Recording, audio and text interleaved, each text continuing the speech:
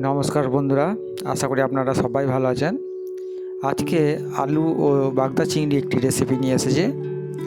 তাই কিভাবে আমি বানিয়েছি সম্পূর্ণ ভিডিও দেখার জন্য অনুরোধ রইল। সর্বপ্রথমে সর্ষের তেল কড়াইয়ে বেশ ভালোভাবে গরম করে নিতে হবে। সর্ষের তেল তার সাথে সামান্য পরিমাণে সাদা তেলও আমি এখানে অ্যাড করে দিলাম। তেল ভালোভাবে গরম হয়ে গেলে নুন ও হলুদ দিয়ে মাখিয়ে রাখা বাগদা চিংড়িগুলো এখানে ভেজে নেব। এখানে 600 গ্রাম বাগদা চিংড়ি আছে।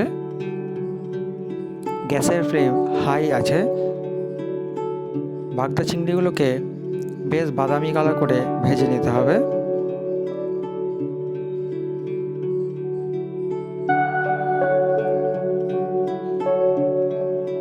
চিংড়িগুলো ব্রাউন কালার করে ভেজে নেওয়া হয়েছে। এখন একটি পাত্রে এগুলোকে তুলে নিচ্ছি। একটি পাত্রে তুলে নেওয়ার পরে বেঁচে থাকা যে তেল ছিল ওই তেলে আরেকটু আমি সরষের তেল অ্যাড করে দিলাম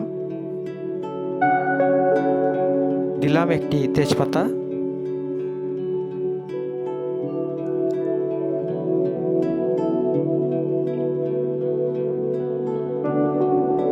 একটি বড় সাইজের পেঁয়াজ কুচিয়ে রেখেছিলাম সেটি এখানে অ্যাড করে দিলাম।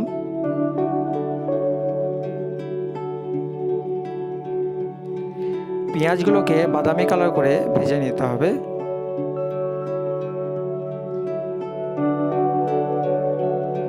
ভিডিওটি স্কিপ করছি। আর স্লাইস করে রাখা 250 গ্রাম আলু এখানে আমি অ্যাড করে দিলাম।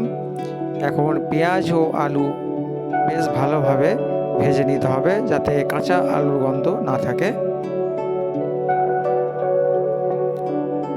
আলু ভেজে নেওয়ার সময় পরিমাণ মতো লবণ দিলাম আর হাফ চা চামচ এখানে হলুদ গুঁড়ো আমি ব্যবহার করলাম।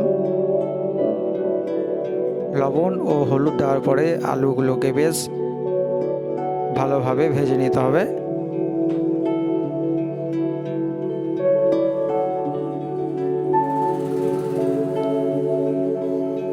আলু ও পেঁয়াজ বেশ ভালোভাবে ভাজা হয়ে গেলে 1 চা চামচ রসুন বাটা আমি এখানে অ্যাড করে দিলাম।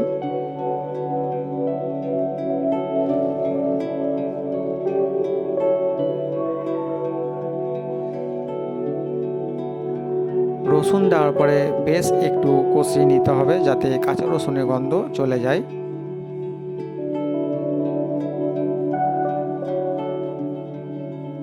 গুঁড়ো মশলা হিসেবে এখানে 2 চা চামচ জিরে গুঁড়ো আমি ব্যবহার করলাম। 1 চা চামচ লঙ্কা গুঁড়ো ব্যবহার করলাম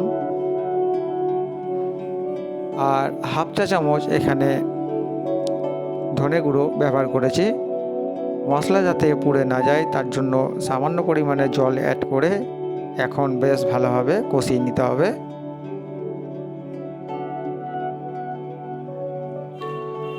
হাফ চা চামচ চিনি এখানে অ্যাড করে দিলাম।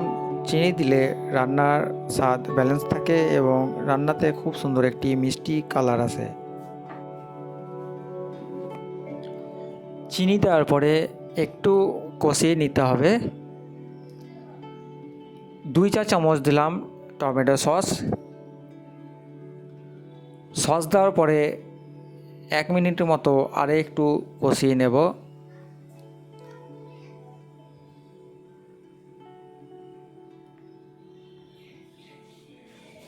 আলু ও গ্রেভি বেশ ভালোভাবে কষানো হয়ে গেছে।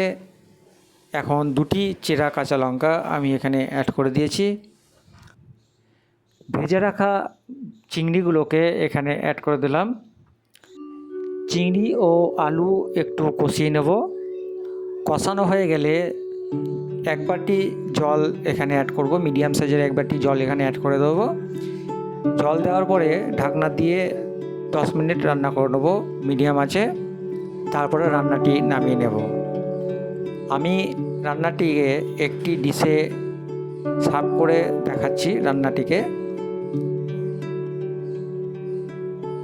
একটি ডিশে আমি সার্ভ করে দেখাচ্ছি। দেখুন আলু ও বাগদা চিংড়ি কত সুন্দর রান্নাটি হয়েছে।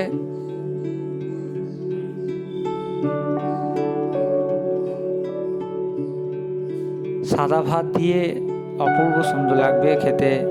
এইভাবে আপনিও বানিয়ে দেখতে পারেন। ভিডিও দেখার জন্য আপনাকে ধন্যবাদ জানাই। লাইক এবং কমেন্ট করতে ভুলবেন না। চ্যানেলটি সাবস্ক্রাইব করে পাশে থাকার অনুরোধ রইল।